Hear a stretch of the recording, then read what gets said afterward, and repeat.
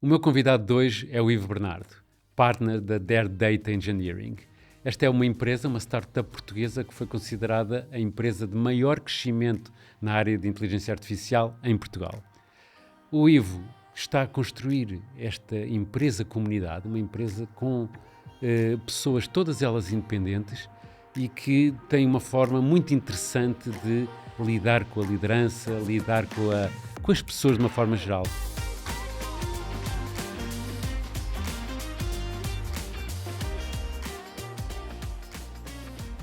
Ivo, como é que é gerir a Dare Data?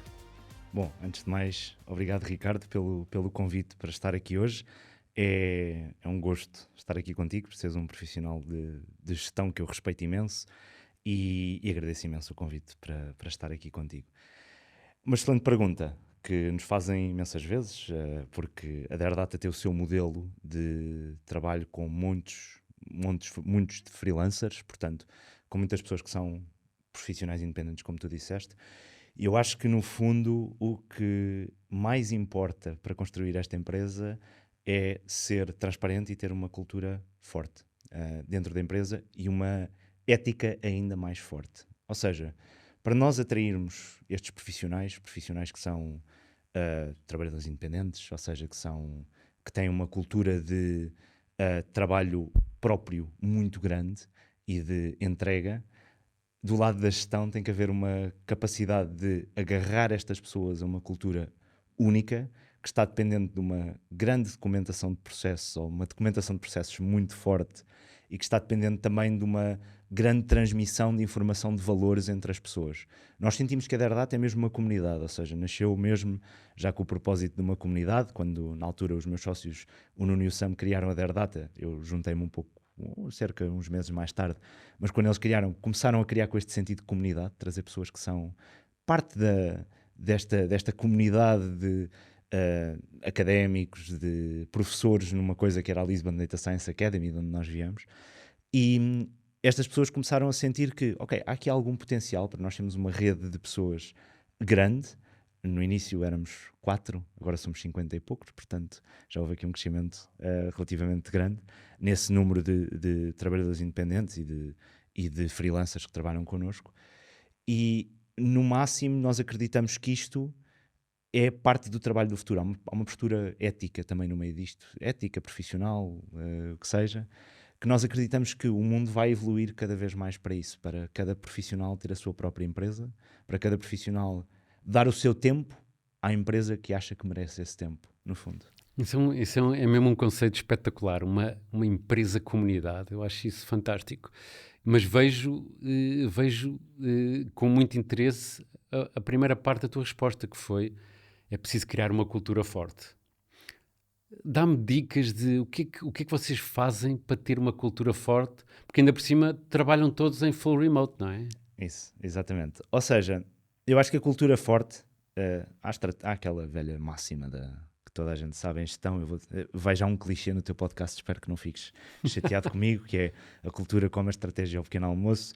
E eu acho que o dia-a-dia como os slides ao pequeno almoço também. Eu acrescento aqui um bocadinho isto. Ou seja, por mais informação e slides que nós tenhamos a explicar o que é a cultura da empresa, eu acho que a cultura começa muito na liderança e nos pequenos momentos.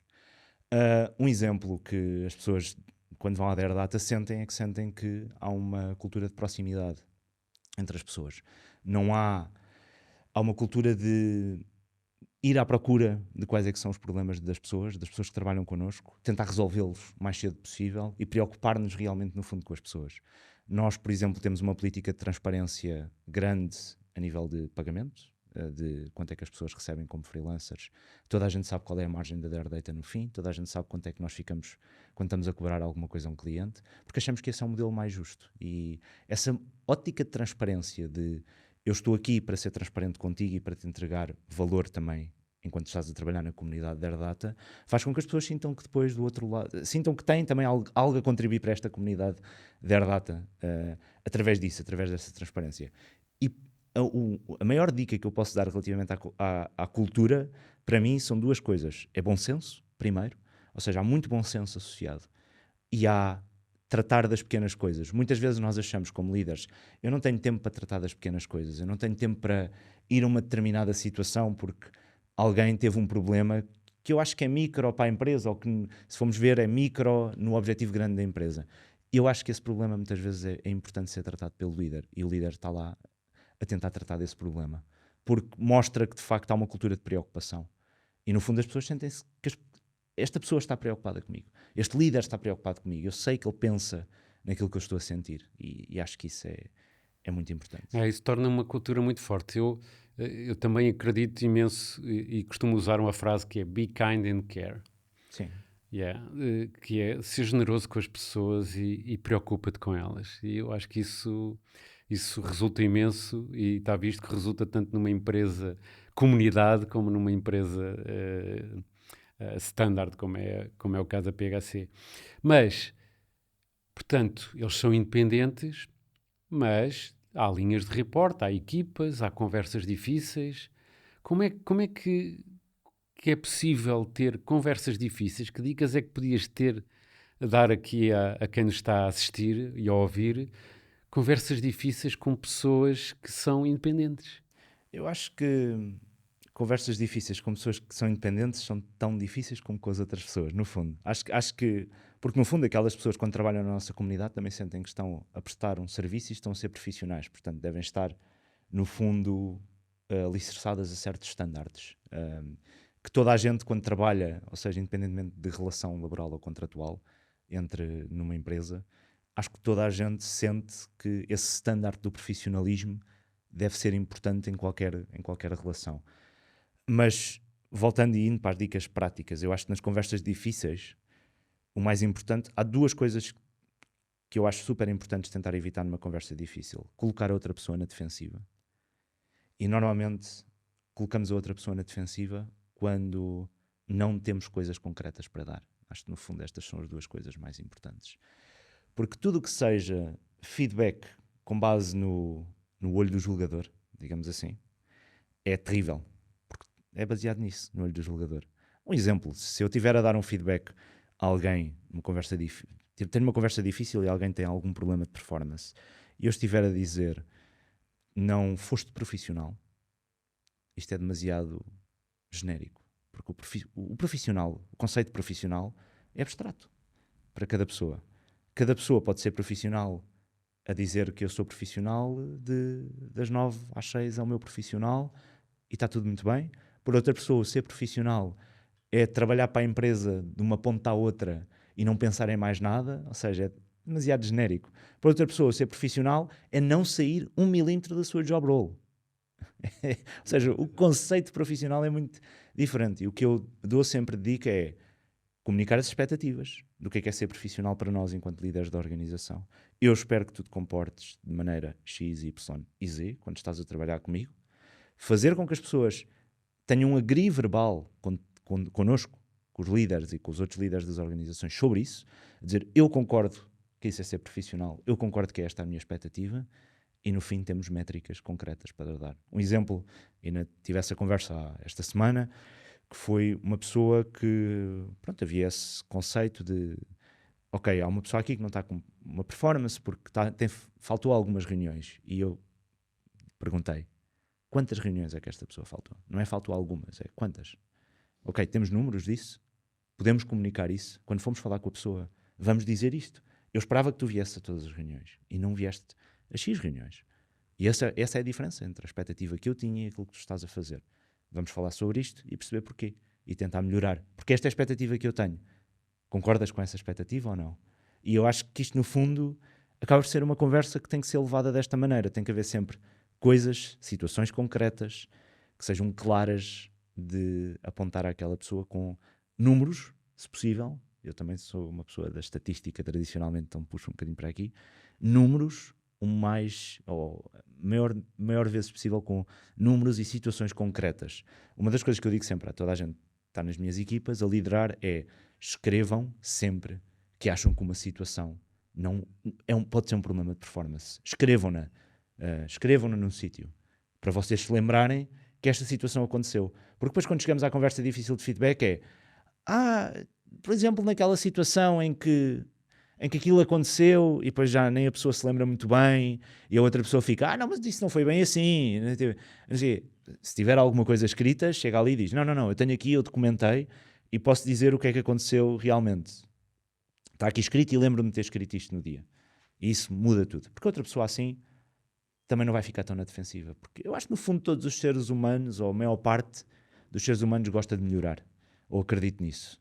E têm que ser levados a... E estamos a falar de cultura e conversas difíceis e até gostei dessa parte de é preciso tomar nota quando as coisas acontecem, porque de facto a nossa memória e então a memória de curto prazo, ela esbate-se num instantinho. Mas percebi também que gostas imenso de tudo documentado. Como é que consegues, num país como Portugal, que as pessoas não gostam nada de comentar, ter tudo documentado e quais são as consequências disso? Acho que no fundo, eu acho que isto é consequência também do... O trabalho remoto só funciona muito bem se tivermos tudo documentado, que as pessoas não estão fisicamente perto umas das outras e não têm possibilidade de dar as nuances in person, é isso, ao vivo. Então a documentação é a arma para combater isso. Acho que a partir do momento em que as pessoas começam a sentir que a documentação é útil, elas próprias também querem documentar. E isso é a parte mais viva da coisa. Ou seja, acho que parte de nós enquanto líderes de tentar dar uma utilidade à documentação, de maneira que as pessoas queiram contribuir para ela. Isto é muito difícil, porque é fácil cair no documentite aguda, não é? Da documentite aguda, essa doença que faz com que toda a gente queira documentar tudo o que acontece. E muitas vezes isto está relacionado com o conceito de simplicidade. O que tens que dizer, o que estás a dizer em 2 frases, tenta dizer numa. É sempre uma das coisas que eu tento agora ando a aplicar cada vez mais, de género. Se tens um slide para dizer as coisas, tenta dizer se tens um conjunto de slides para dizer as coisas, tenta dizer num slide. O que é que consegues dizer só num slide? Porque toda a gente está a competir pela atenção uns dos outros. E os documentos fazem isso, não é? Que é tipo, para documento é que eu vou olhar? Tenho aqui uma competição a nível da atenção. Acho que isto também veio depois um pouco da minha experiência que eu tive antes de ser empreendedor, ou que seja, de estar agora a ter a minha empresa com os meus sócios. Acho que veio um bocadinho a minha experiência de retail aqui, de retalho, a questão da prateleira, de teres muita escolha, não sabes o que é que has de escolher. E no fundo acho que essa experiência ficou presente na minha cabeça no conceito de simplicidade, do género. Quanto menos coisas tivermos para escolher, melhores escolhas vamos fazer. E a documentação, ter a documentação de todos os processos da organização é algo que permite quase, eu vou usar a minha primeira analogia de futebol aqui e de desporto, e peço desde já desculpa, mas acho que apareceu numa altura certa, que é aqui, já estamos aqui em 10 minutos de conversa, um bocadinho mais, que permite, nós estamos a jogar naqueles meio campos em que eu passo a bola e nem preciso de olhar porque sei que está lá um jogador, no fundo. Sei que está lá o meu colega de equipa. E a documentação ajuda-nos a fazer isso, que é alguém não precisa de vir ter comigo para saber uma informação. Pode ir simplesmente a um documento que toda a gente sabe qual é e ver ver essa informação. O que eu costumo dizer é, sempre na empresa, e toda a gente me chama um bocadinho de lunático às vezes com isso, mas faz parte, quando tiverem a perguntar alguma coisa a alguma pessoa, pensem se isso devia estar escrito em algum documento. Porque assim evitavam ter de chatear aquela pessoa. Ainda por cima hoje vivemos no terremoto, vou chamar assim terremoto, ou turbilhão do Teams, ou do Slack, das mensagens instantâneas.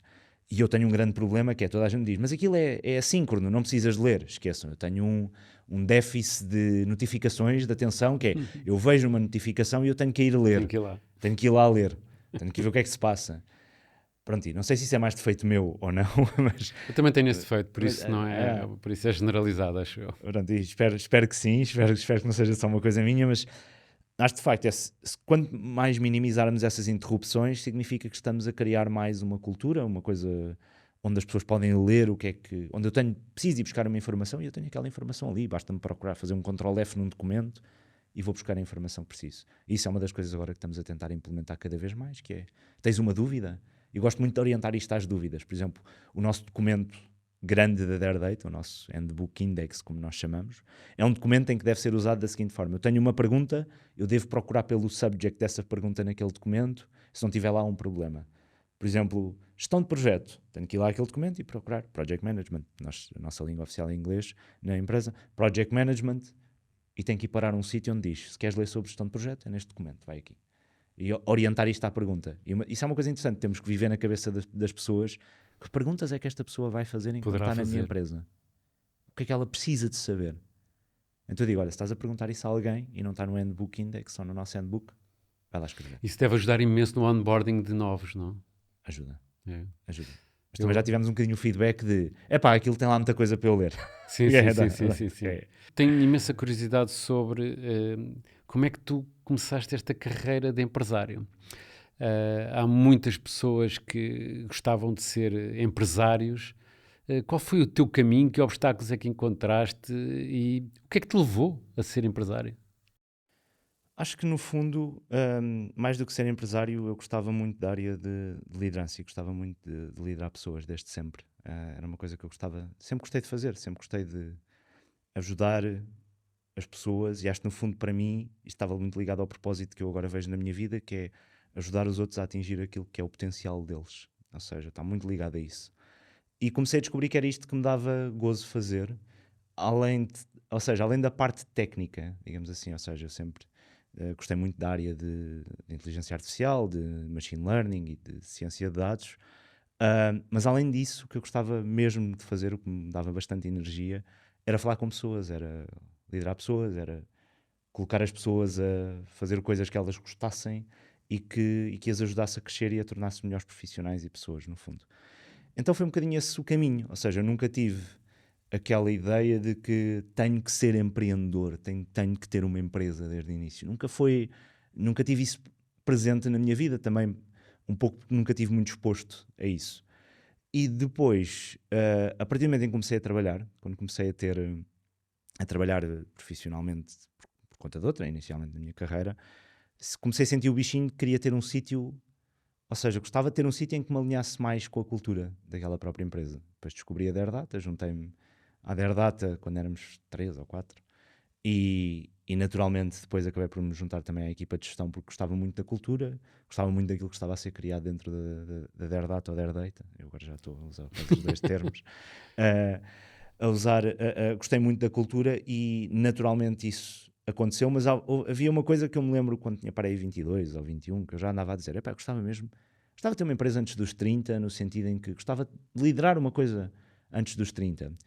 E depois, quando estive no mundo corporativo, essa experiência ainda se adensava mais quando era liderado ou tinha líderes à minha volta que eu via que não eram bons líderes e dizia, isto de facto há aqui alguma coisa que eu gostava de fazer diferente na liderança e então esse acabou por ser o caminho que me levou a ter uma empresa. E acho que a empresa, ou seja, ter a empresa e ter um conjunto de pessoas a trabalhar à volta da mesma missão e visão, e não só na empresa, também faço isso através da Associação dos Antigos Alunos, por exemplo, da nova IMS, onde estou agora, ter essa capacidade de ter pessoas a trabalhar à volta da mesma missão e visão, a empresa é o veículo para isso, no fundo, ou seja, é o principal veículo. Também temos organizações não governamentais, temos líderes em cada casa, quase que há um líder, não é, de casa, e é mutável de casa para casa, mas no fundo a empresa é o expoente máximo dessa capacidade de ter uma cultura própria e ter várias pessoas a trabalhar sobre a mesma missão e visão. E é isso que me dá muito gozo, no fundo. Foi isso que te levou. Eu por acaso, achei piada uma parte dessa tua história, que eu também comecei por trabalhar para várias empresas, e numa das empresas tive uma chefe fantástica, depois ela foi promovida e eu recebi uma chefe péssima. E naquele momento eu percebi a capacidade que um mau líder tem de tornar muito infeliz alguém. E na altura eu percebi, porque eu próprio já não me apetecia muito ser tão profissional como tinha sido antes, tudo porque tinha uma líder que fazia tudo errado, fazia tudo ao contrário. Por isso, a construir a PHC também me preocupei muito com o treino dos líderes, a evolução dos líderes. Como é que tu tratas dos líderes na Derdata? Antes de responder a esta pergunta, deixa-me só voltar. Acho extremamente interessante o ponto que tu trouxeste de a má liderança até pode causar no fim maus profissionais. Acho que isso é uma frase poderosíssima. E há uma coisa muito, muito interessante nisso, que é... Eu agora, na Nova, também dou aulas, tenho vários alunos tenho licenciatura e de mestrado, portanto, pessoas em estágios diferentes de vida. E quando as pessoas me perguntam, epá, tenho esta empresa, achas que devo ir trabalhar para lá? Eu, antes da pergunta se deves ir trabalhar para a empresa, sabes com quem é que vais trabalhar? Sabes quem é que vai ser o teu chefe direto? Ok, a minha primeira recomendação é tentares obter referências diretas dessa pessoa. Antes da empresa. Antes daquilo que vais fazer. Porque eu acredito realmente que um bom líder numa empresa horrível acaba por proporcionar uma melhor experiência à pessoa do que um mau líder numa empresa incrível. Ou seja, se for trabalhar para uma empresa incrível, mas tiver um líder que não vale nada, ou que é muito mau líder, e atenção, às vezes as pessoas são maus líderes simplesmente porque não são talhados para aquilo, ou porque não querem aprender o que é preciso para ser mau líder. Porque ser um bom técnico é diferente de ser um bom líder. Muito diferente. É verdade. Passamos de ser engenheiros de computadores, máquinas e processos para sermos engenheiros de pessoas. E há uma diferença muito grande, que é, no engenheiro de máquinas e de processos, eu mexo um botão e a máquina reage de uma certa maneira. No engenheiro de pessoas, é difícil achar o botão e quando o achas ele nunca reage da mesma maneira. Portanto, há processos diferentes, muito diferentes nas duas coisas. E eu acho que se as pessoas forem para uma empresa, que é uma empresa extraordinária, mas tem muito mais referências do líder com quem vão trabalhar, não é um bom sítio para ir. Porque a experiência vai ser terrível. A empresa até pode ser incrível, mas a experiência vai ser terrível. E no fundo, ou seja, isto só para dar aqui esta nota. Depois, relativamente à tua pergunta, relativamente a trabalhar com os líderes, eu acho que no fundo, fazer das pessoas líderes é estar ao lado delas nos bons e nos maus momentos, é estar preparado quando elas vão errar e é saber que elas não vão fazer as coisas da mesma maneira como eu iria fazer. Isso é dificílimo. Porque... Vamos imaginar, nas micro coisas, aquela pessoa está a gerir de uma certa maneira e eu penso, eu faria de uma forma diferente. Mas temos que viver num degradê, não é? de pensamento que nos permite dizer, não, aquela pessoa tem a sua maneira de fazer a coisa. Eu posso ajudar a dizer, olha, este foi o que eu fiz e estes foram os meus outcomes, foi o meu resultado, com base naquilo que eu fiz. Mas se calhar também vais ter resultados tão bons e eu vou-te deixar experimentar. E para mim não há nada que seja, neste momento estou a fazer muito isso dentro da Derdata, de tentar criar aqui uma estrutura já de pessoas que também acabam por liderar um pouco outras pessoas dentro da Derdata. E é bom ver as pessoas... Uma das coisas que eu trago sempre é, todas as semanas eu falo com estas pessoas meia hora, sempre. A parte mais importante da minha agenda é essa, é falar com estas pessoas meia hora. São cerca de 8, 9, portanto, leva-me muito tempo por semana. Mas é muito importante neste momento. É uma missão muito importante porque é um dos grandes problemas que temos que resolver neste momento na empresa, é como é que nós operacionalizamos a empresa sem estar dependente de mim, do Nuno, do Rui, que somos os 3 sócios. E uma das coisas que eu acho mais interessante de estar com estas pessoas é eu pergunto-lhes sempre ao início da sessão, o que é que tens para ver comigo esta semana? Que situações é que te aconteceram que tu sabes que é útil falar comigo? E as pessoas aprendem tanto assim, porque só de ter ali, nós em programação, quando estamos a programar, há o chamado Rubber Duck Programming, que é as coisas às vezes resolvem-se só ter ali uma pessoa ao lado e eu estar a programar e estar a falar com ela, a dizer, estou a fazer assim, já sei o que é que estou a fazer mal, e a pessoa nem está a fazer nada, só está ali a abanar a cabeça. Mas é um processo muito importante. E eu acho que aqui na gestão isso também acontece muito, que é, às vezes as pessoas só querem mesmo falar ou a parte de ouvirem os conselhos é importante, mas a parte de elas próprias estarem a passar pela situação, fiz isto assim, fiz isto desta maneira, e essa conversa eu começo sempre esta conversa quando estou a acompanhar líderes, o que é que tens para ver comigo esta semana? Acho que é poderoso no sentido em que traz as coisas mais frescas, e posso dar aqui exemplos, por exemplo, concretos disto a acontecer. Por exemplo, estou a trabalhar agora com uma pessoa dentro da organização, em que esta pessoa disse, eu tenho lá uma pessoa que na minha equipa que é muito needy, está sempre está sempre a pedir coisas, carente, está-me sempre a pedir coisas e está-me a pedir sempre para validar. E já lhe disseste isso? Já falaste com esta pessoa? Não. Pronto, se calhar a pessoa não sabe que está a fazer isso. Portanto, olha, senta-te com essa pessoa e diz assim, olha, eu confio em ti, confio no teu trabalho, tenho 100% de certeza, sei que tu precisas um bocadinho de validação, mas eu confio 100% em ti. E se tu fizeres um erro, não te preocupes que eu estou cá para te ajudar. E na semana a seguinte, ou na segunda semana, depois voltei a falar com essa pessoa que está a trabalhar comigo e disse, pá, falei isto e de facto aquilo mudou ali muita coisa. Portanto, esta conversa foi fixe, olha, ajudou-me.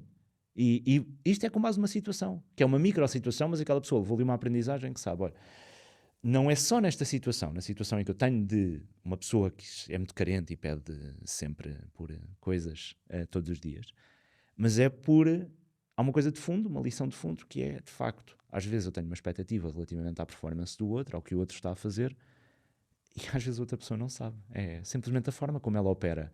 Até pode ter sido porque essa pessoa que estava a trabalhar com ela tinha um chefe ultra controlador antes e que aquele foi um mecanismo de defesa que essa pessoa encontrou. E, portanto, falar sobre isso e dizer, olha, não é preciso fazer isto, não há necessidade. Até interrompe um pouco o meu trabalho, é um pouco desconfortável porque eu às vezes estou concentrado e recebo uma mensagem Slack ou o que seja, tipo, estou a fazer isto bem, posso enviar este e-mail? Não é necessário, não é necessário fazer isso. Vai em frente, eu confio em ti. E acho que isso é super poderoso, acaba por ajudar bastante estas situações. E lá está, novamente, situações concretas, coisas concretas que aconteceram. Exato. É muito importante. És quase um líder coach em contínuo, estás sempre a treinar os teus líderes. Isso é o que é a forma como eu vejo. À medida que as empresas crescem, em que deixam de ser os partners, no vosso caso, ou o CEO, no meu, que está com as pessoas no dia a dia, quem está com elas vai criar uma cultura e essa cultura tem que ser a cultura da empresa. E para que seja a cultura da empresa, esses líderes têm que estar em permanente treino. E por falar em ajuda aos líderes, eu sei que a Dare Data foi considerada a empresa com o crescimento mais rápido, startup portuguesa na área da inteligência artificial. Ivo, em que é que a inteligência artificial pode ajudar um líder, por exemplo? Excelente pergunta, porque vou tentar responder de uma forma a não ser casa de Ferreiro Espeto de Pau. Nós dizemos também muito isto dentro da Dare Data. Aqui o meu sócio Rui usa muito Ainda ontem usei essa frase aqui na PHC também. É um clássico. Mas eu acho que a inteligência artificial, a maior ajuda que eu estou a ver no momento para os líderes é na criação na automatização de automatização de tarefas é o mais importante. Há e-mails que preciso responder que demorava 10 minutos a compô-lo e agora demoro 1. Com uma coisa, eu acho que há um skill que todos nós temos de aprender na liderança, que é a edição da inteligência artificial. Porque eu não posso espetar aquilo num large language model, aquilo vem cheio de... Mesmo com prompt engineering, vem muitas vezes com palavreado demasiado floreado, e que se eu não levar uma edição do cunho pessoal daquilo que eu sou, ou daquilo que qualquer líder que está na organização as pessoas do outro lado vão dizer esta pessoa nem sequer ligou a isto, não é? Tipo, pôs isto no chat GPT e mandou-me. É um bocado estranho, não é? Há um bocado esse sentimento. E eu acho que essa parte da edição da inteligência artificial, do aumento, diminuição do tempo, maximização da produtividade, é incrível. Eu posso dar um exemplo concreto. Até nem foi na Dare Data. Precisava de escrever uma job role, descrição. Desculpem os anglicanismos que às vezes me saem, porque como Sim, o nosso... faz parte do nosso mundo. Pronto, as pessoas às vezes confundem um bocadinho esta questão dos anglicanismos com o pedantismo, mas eu acho que no fundo, se o nosso cérebro está calibrado para estar sempre a trabalhar em inglês, e nós temos uma equipa internacional, é difícil recalibrá-lo e ir buscar... Ou seja, é muito mais fácil ir buscar expressões que sejam... venham do inglês. Eu estou sempre a dizer isto, que é desafio às pessoas a não dizerem gilete, então, quando dizem isto. Desafio-as a dizerem escova ou lâmina de barbear cada vez que se querem referir a uma gilete. Se querem ser tão populistas na questão do anglicanismo, vamos por aí. Então estou sempre a dizer isto. Pronto, e só desculpem este paralelo outra vez.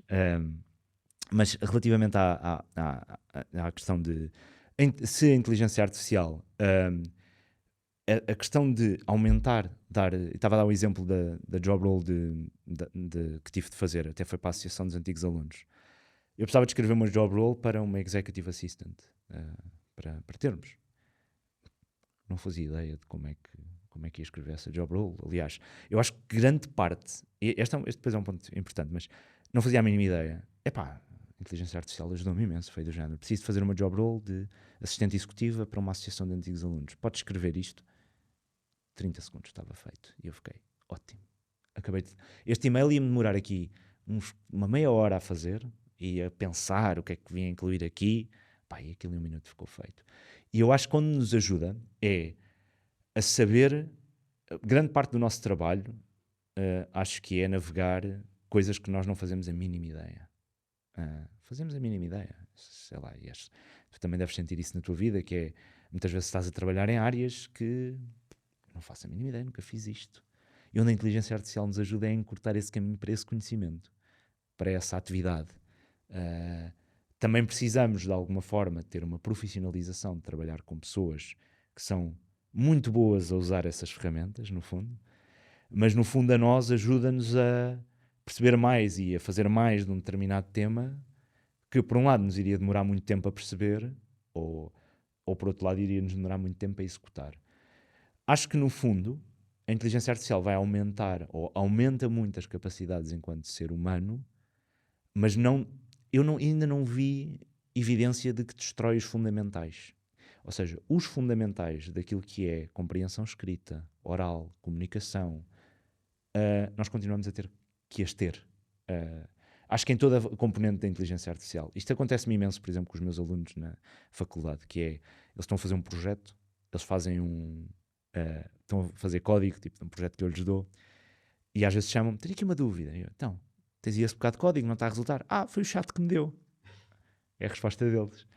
Eu digo-lhes, ok, eu não vou. Por acaso nós temos, na 9MS, temos uma perspectiva bastante avançada relativamente à inteligência artificial, e isso é uma coisa que tanto a direção da 9MS tem feito muito bem, porque fomos até a primeira universidade a adotar ferramentas de inteligência artificial para os professores, ou seja, para os professores usarem, o que eu acho extraordinário, de facto mostra uma vanguarda que as pessoas acham, mas nem toda a gente faz isso. Não, principalmente no mundo académico, que é tradicional. Exato. E a 9MS, de facto, nisso foi pioneira. E nós lá temos muito uma postura do género, não vamos barrar isto aos alunos. O que vamos fazer é ensiná-los a utilizar. E eu acho que nós também temos que fazer isso, enquanto gestores. Como é que nós aprendemos a utilizar isto de maneira a que, não sou que eu estou apenas a passar por isto, ou usar isto como uma forma de cortar mais tempo, mas como é que eu uso isto para adicionar mais valor às outras pessoas? E, por exemplo, a questão da edição, para mim, é clara. Se nós acharmos, não, eu vou pôr isto numa inteligência artificial, e até meto a inteligência artificial a responder aos e-mails por mim, nem olho para aquilo e mando. Isso não vai resultar. Isso é porque nós continuamos a liderar pessoas, no fundo. Não estamos a liderar máquinas. Ainda, não sei onde é que isto vai parar, mas isso depois seria mais um podcast. Exato, esse vai ser outro.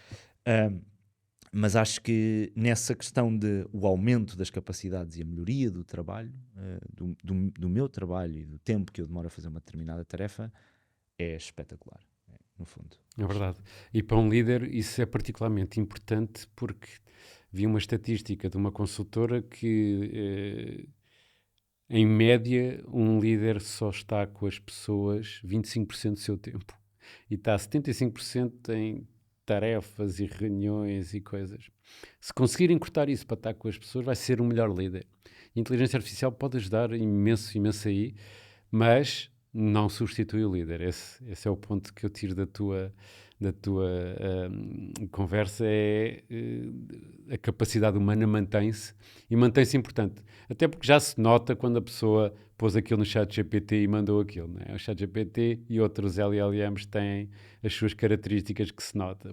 Por isso, quanto mais não seja alguma edição para tornar mais humana aquilo que sai dali. Se não sofremos do feed do LinkedIn, do problema do feed do LinkedIn que hoje todos sofremos, não é? Que vais ao LinkedIn e vês, isto está tudo escrito por AI, toda a gente escreve hoje em dia com AI quase de forma preeminente. Exato. É preciso olhar para aqueles posts que toda a gente, que existe imensos posts a dizer, faz um post no LinkedIn com inteligência artificial e vais ter muito mais seguidores. Mas isso não é bem assim, não é?